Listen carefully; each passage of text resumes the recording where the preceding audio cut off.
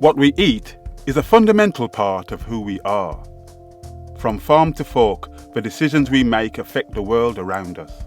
Just consider 95% of our food comes from the soil, so keeping it healthy is vital. Stock-free farming is about eating well without causing damage to the planet or its inhabitants. Such an approach is one way of thinking in a constellation of ideas for living with the land. There's several ethics behind what we do, and it's based really around sustainability, which is a difficult word to define because the word is so overused these days, but sustainability from our point of view really means that we can continue growing food here on this site forever.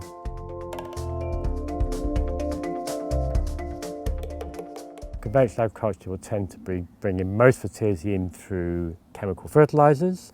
Some of the large organic farms, or even some of the smaller organic farms, will also be bringing fertility from outside the farm, and that will often be in the form of manures. So what we're doing is we're using the fertility from within our land, using it to its optimum value rather than importing somebody else's land. And that leads to a product which is animal-free, so stock-free, and certainly suitable for vegans, but suitable for anybody who wants to eat food which is of a more sustainable type. It's important for us that animals are not exploited in the name of food production. This is a vital part of what we do. But it is really about using land in a far better and more optimal way.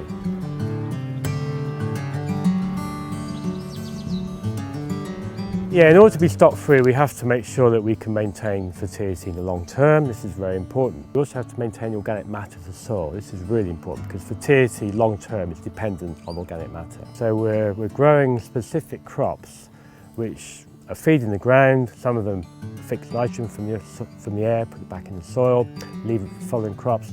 Some take phosphates and potash from deeper down and recycle it. So we're using plants as a way of feeding the soil, and this is within a rotation. We have green manures within a rotation. We have very long rotations of up to 9 years, and there's a sequence of different crops. They're in a specific sequence in terms of avoiding pests and diseases, and also being able to use the soil in the best possible way.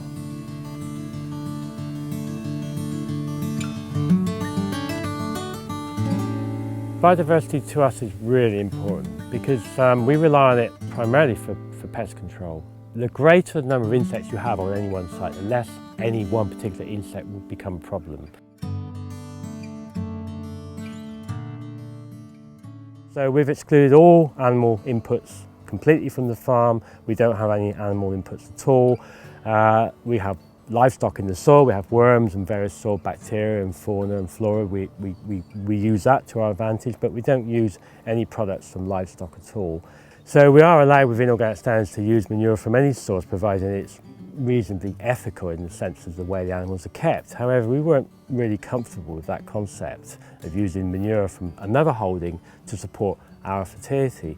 So we developed a stock-free organic system, which means that we can develop fertility from within our own farm without resorting to bringing in manure or fertility from a neighbouring farm. And if we're bringing land from somewhere else, which is effectively what you do, if you bring manure from another farm, you are taking somebody else's land to support your vegetable growing. And we felt that was, in the long term, unsustainable and also unethical in the sense of the exploitation of livestock on those particular farms. And we can continue to feed a lot of people by doing it this way. And that's the important factor, is how many people we feed per hectare, really, rather than how much we produce. At the end of the day, I'm concerned about the health of the planet, and I want it to continue. It's a beautiful world, it's a fantastic place. I want it to continue in this way and to improve.